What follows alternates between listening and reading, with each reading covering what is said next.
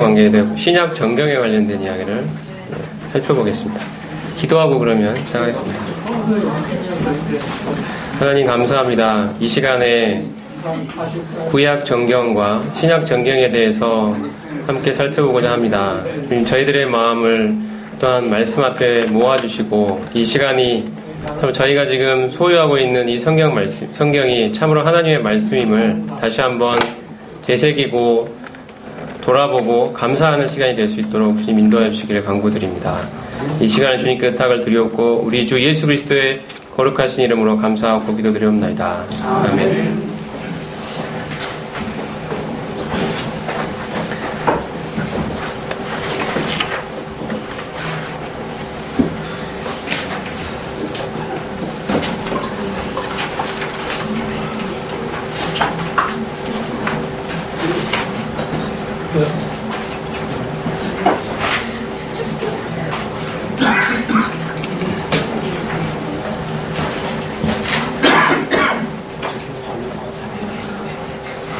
좀 이따 할까요, 그러면? 예, 대박하죠. 뭐가? 시간이.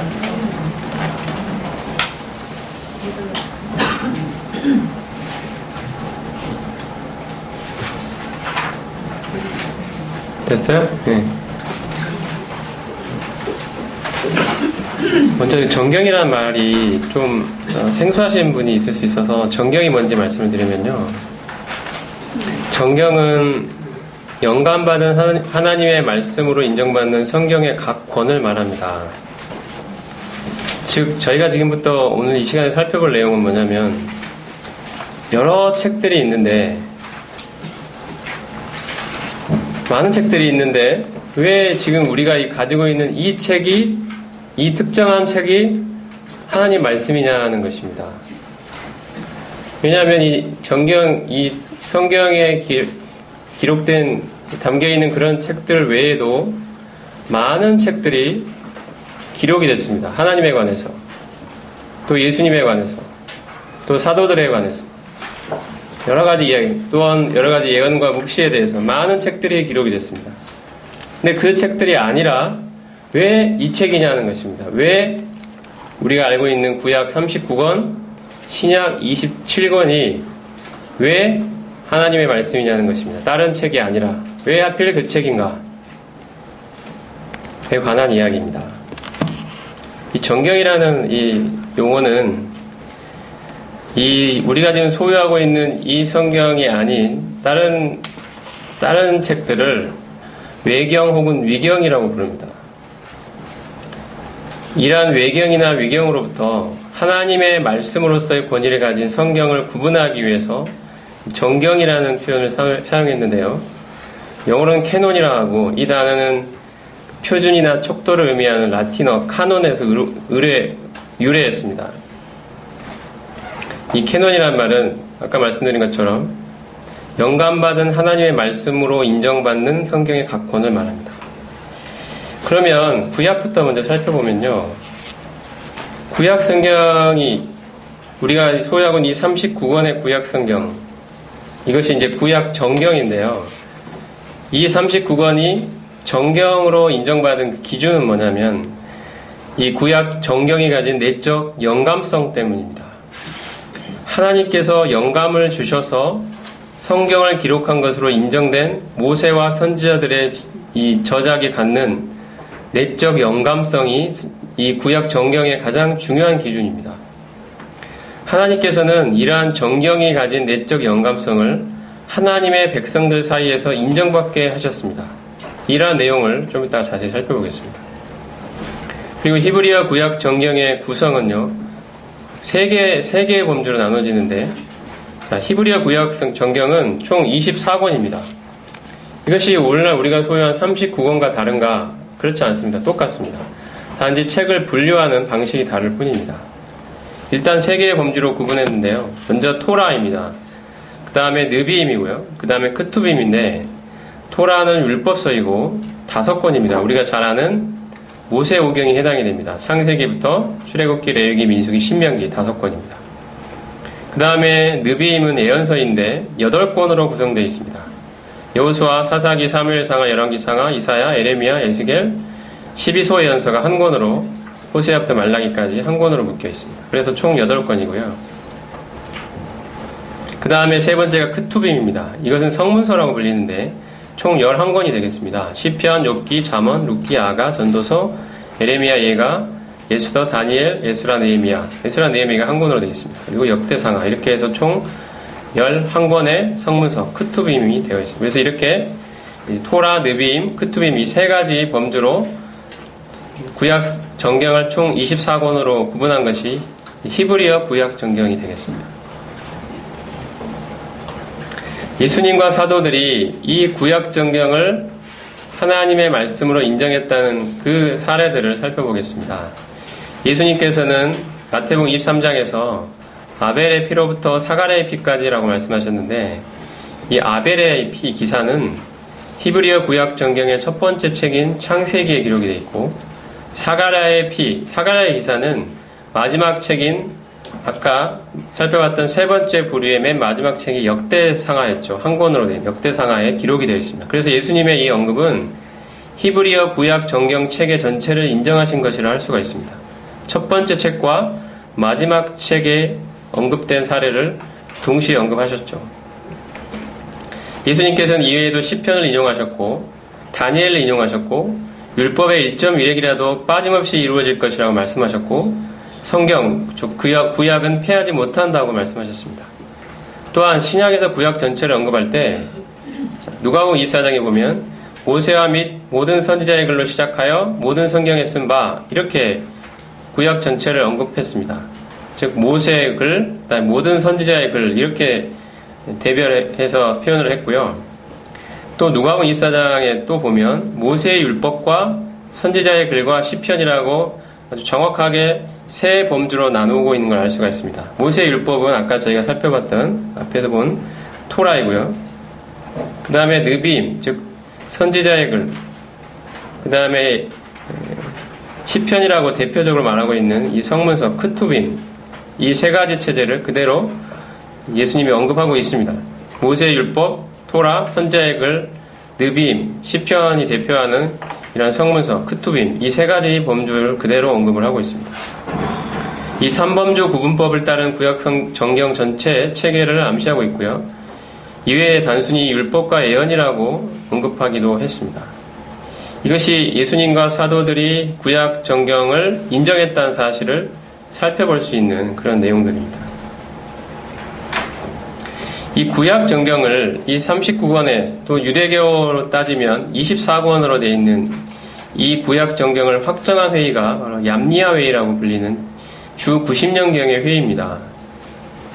저희가 잘 알듯이 주 70년에 로마에 의해서 예루살렘 성이 다 멸망하고 이제 유대인들이 다 흩어졌죠.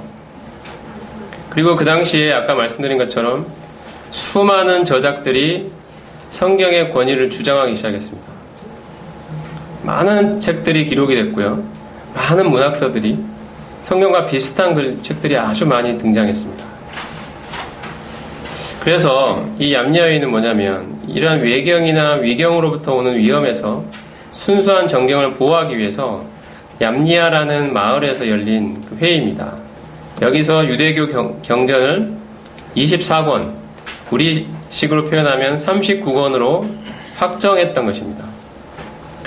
근데 중요한 것은 이 얌니아 회의가 이 24권의 책을 하나님의 말씀으로 만든 것이 아니고 이미 이스라엘 백성들 사이에서 성령의 감동을 받은 하나님의 말씀으로 인정받고 있던 그 39권, 24권의 책들을 정경으로 확인한 것이라고 할 수 있습니다.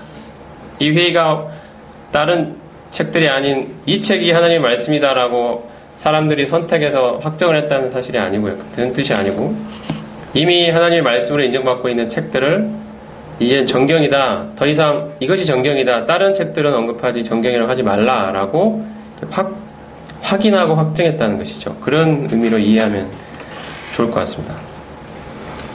그래서 베드로서 1장 21절에 보면 먼저 할 것은 성경의 모든 예언, 즉 구약 정경의 모든 예언은 사사로이 풀 것이 아니니 예언은 언제든지 사람의 뜻으로 낸 것이 아니요 오직 성령의 감동하심을 받은 사람들이 하나님께 받아 말한 것임이라고 말씀하고 있습니다.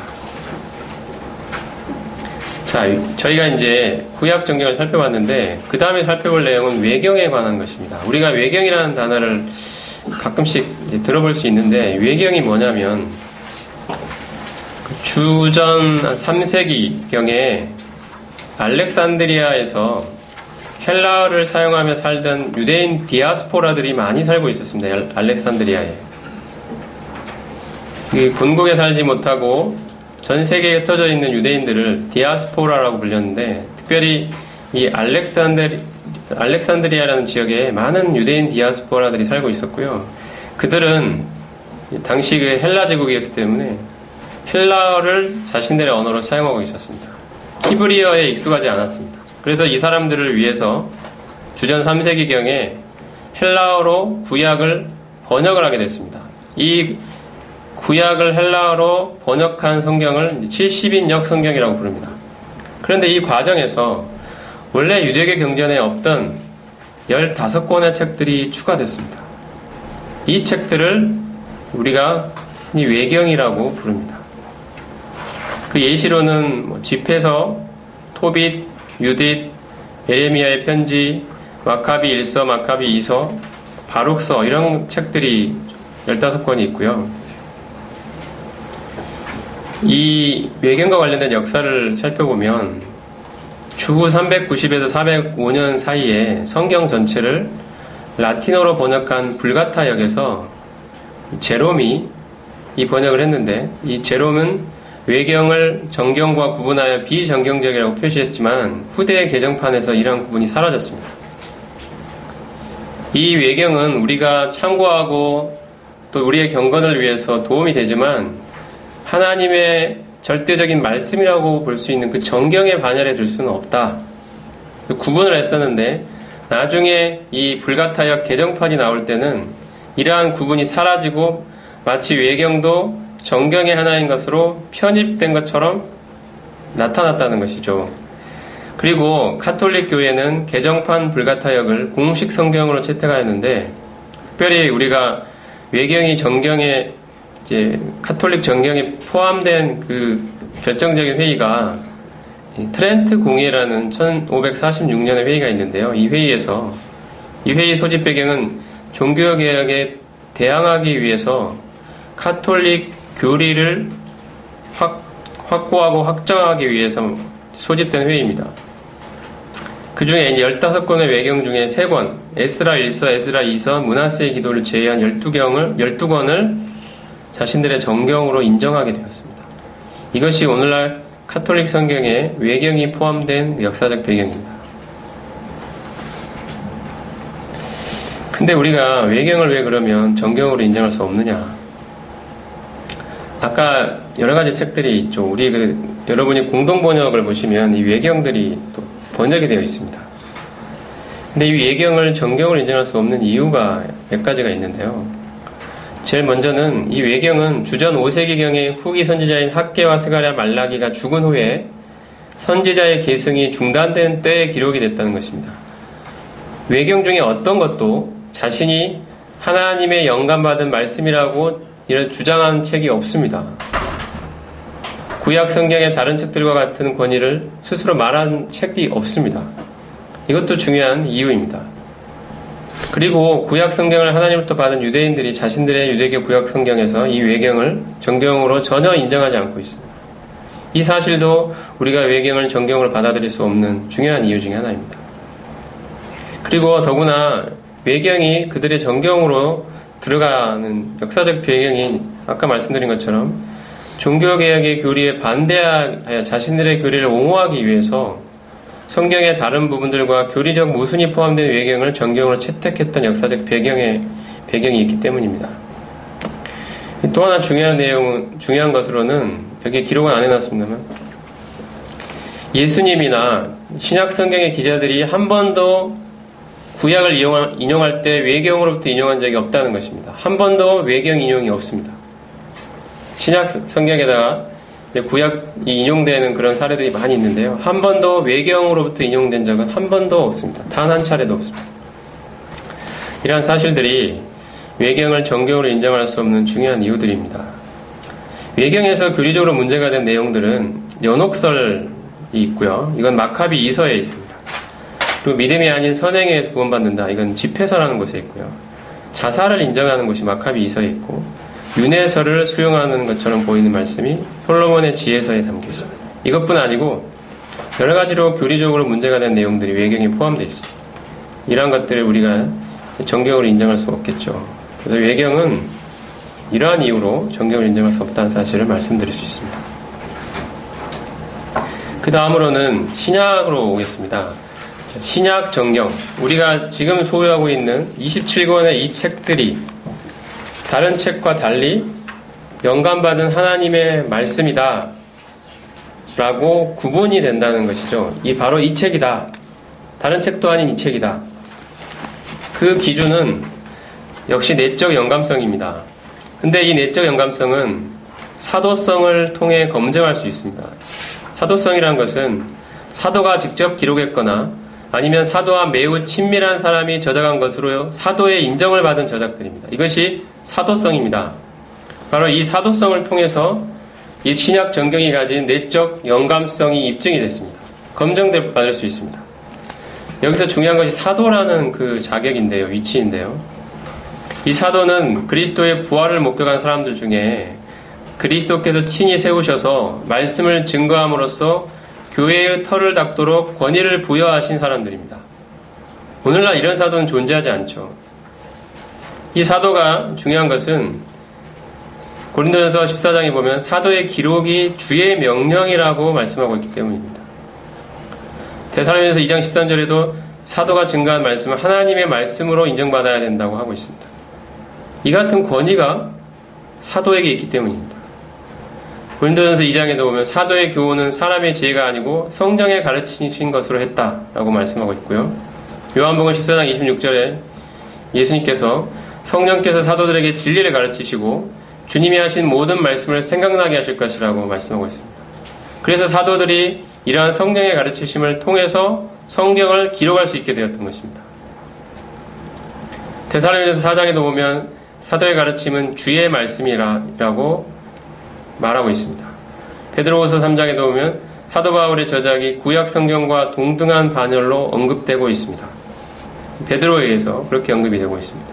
그래서 사도들은 자신들의 메시지가 기록될 때 그것이 영감받은 하나님의 말씀으로 취급받아야 함을 인식하고 행동했습니다. 이 사실이 중요합니다. 이것을 기록할 때 이것이 영감받은 하나님의 말씀으로 취급받게 될 것이다. 이 사실을 인식했다는 것이죠. 그냥 이 책이 아니라 하나님의 말씀으로 인정받게 될 것이다. 그것은 실로 엄청난 일입니다. 우리가 다른 책들이 아닌 왜 하필 그 책들에 이 하나님의 말씀이라는 엄청난 권위를 부여하고 있느냐? 바로 이 사도성에 있습니다. 이걸 통해서 내적 영감성이 입증이 됐기 때문입니다. 그래서 신약 이 정경이 형성된 과정을 살펴보겠습니다. 앞에서 본 대로 신약의 정경으로 인정받을 수 있는 최고의 기준은 바로 사도성이고요. 초대교회는 위경을 비롯한 많은 책들 중에서 사도성을 가졌다고 인정할 수 있는 저작을 성경, 곧 정경으로 받아들이고 그렇지 않은 책들은 거절했습니다. 오늘날 뉴스나 신문이나 광고나 이런 매스미디어를 통해서 우리가 소유하고 있는 이 신약이 아닌 무슨 도마복음서니 이런 여러 가지 놀라운 기록들이 발견이 됐고 그걸 통해서 기존의 복음서에 나타나 있지 않은 참된 모습을 알게 되었다라는 이런 식의 광고 문구를 보게 되는데 다 그런 것들은 다 위경들입니다. 사도성이 없기 때문에 이미 이 초대교회 시대에 이미 하나님의 말씀으로 인정받지 못하고 거절받았던 책들입니다. 바로 이 사도성이 없기 때문이죠.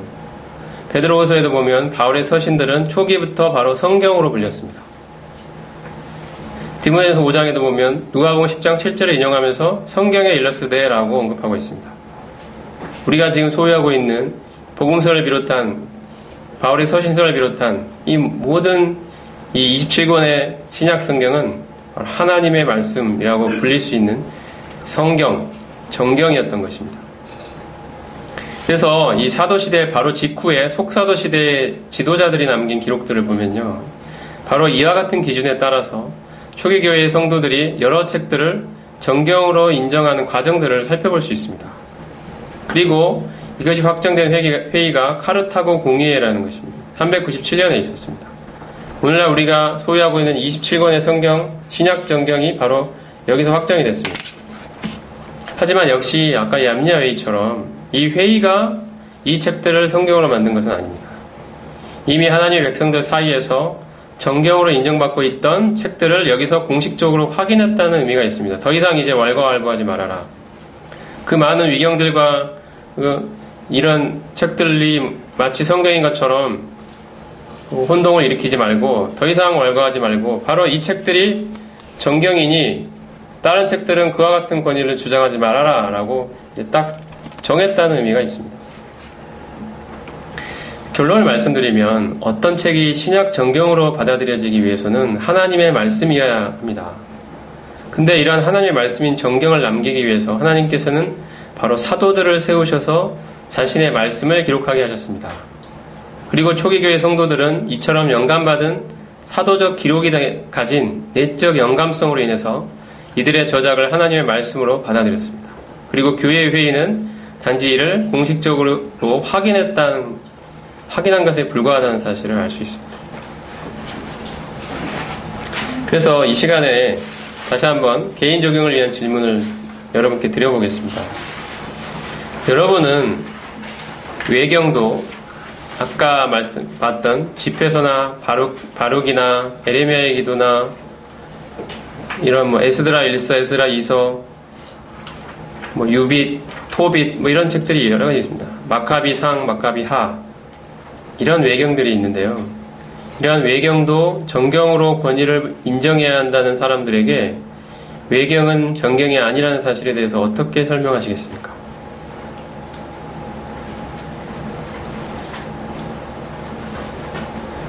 그리고 지금 정경으로 인정받는 책 외에 예를 들면 도마복음서 같은 다른 문서들도 이 성경과 같은 권위를 인정받아야 한다는 주장을 하고 있는 사람들에 대해서 이러한 주장에 대해서 여러분의 생각은 어떤 것입니까? 스스로 한번 답해 보십시오. 그리고 이 시간에 들은 내용을 통해서 새롭게 알게 된 것은 무엇인지 질문해 보시고요. 이러한 지식은 성경을 대하는 여러분의 태도에 어떠한 영향을 줄 것이라 생각합니까? 이러한 질문들을 스스로 답해 보시면서 오늘 들으신 내용을 정리해 보면 좋을 것 같습니다. 쉬는 시간에 한번 생각을 해 보십시오. 기도 드리겠습니다.